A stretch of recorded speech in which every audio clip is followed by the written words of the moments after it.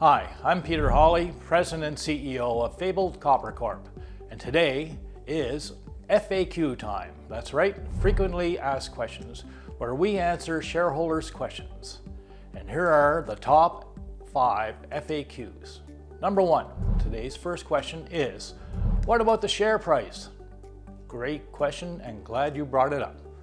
Now try to follow me as I try and explain something very unusual. From the spin-out from Fabled Silver, a little over 41 million shares of Fabled Copper were issued to the shareholders of Fabled Silver at a free base cost. You with me? Okay. Related to the 5-cent financing were an additional 149.5 million shares issued at a base cost of 5 cents.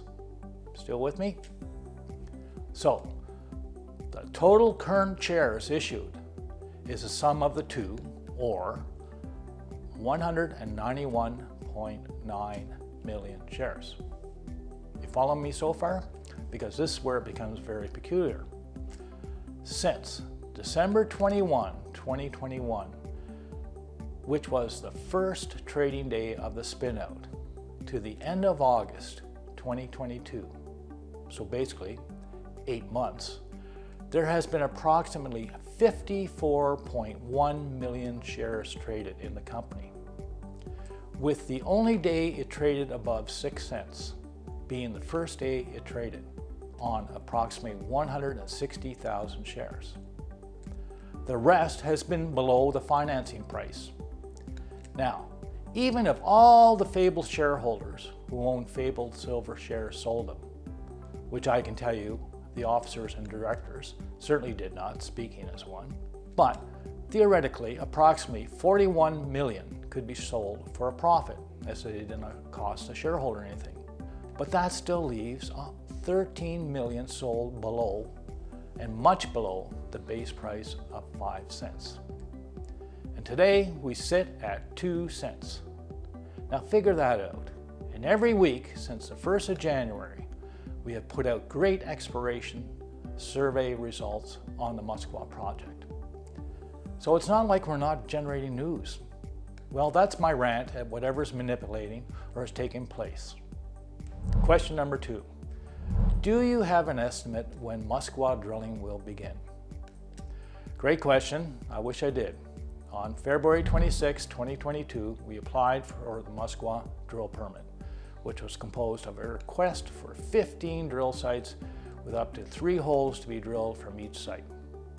Drone footage was used for past references of these areas. Various communications were made, and in July we were asked to post a bonding for drilling, of which we did. The Inspector of Permitting is currently in consultation with the First Nations. This season was designed to house and supply the manpower and materials for a drill program. But as such, the field season has come to a close and the 2022 exploration program has ended.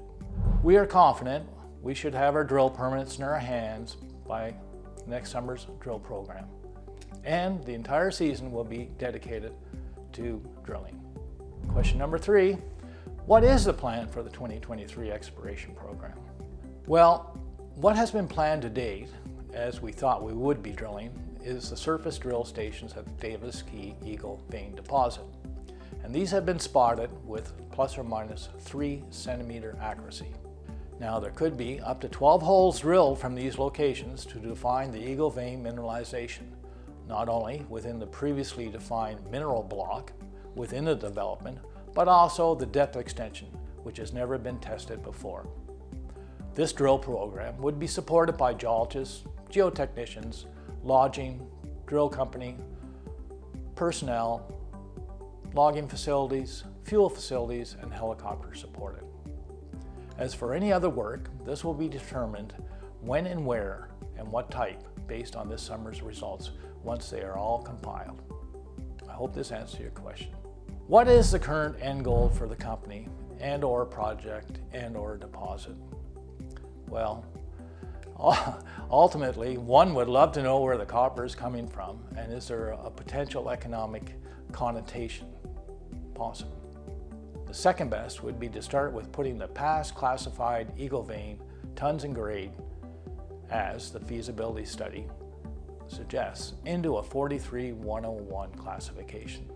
We began the process last year, and this year with surface sampling, surface drone missions over the deposit, ground geophysical surveys, underground LiDAR surveys of the workings, rehab of the portals, and all orientated to duplicating the past historical work in a timely and cost-effective manner. For next year, sampling of the underground workings tied into the 3-centimeter accuracy LiDAR survey, plus the drilling program, hopefully should be all the ingredients to calculate a new 43-101 resource. Plus, more importantly, is test the potential at depth. And the last question, question number 5. Should we be worried? Well, all the markets and metals are down, plus someone has been playing with your stock. Am I worried? Nope, and here's why.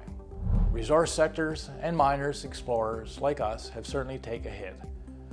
And it's right across the board, we're not singled out. But it doesn't change the underlying asset or the value of the asset.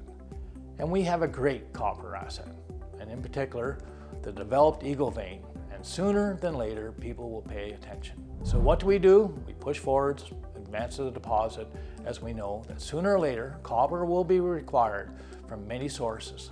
And here we have something which is already quantified, and now we just has to be verified. What a starting point. Follow us as we explore for green fabled copper in northern BC.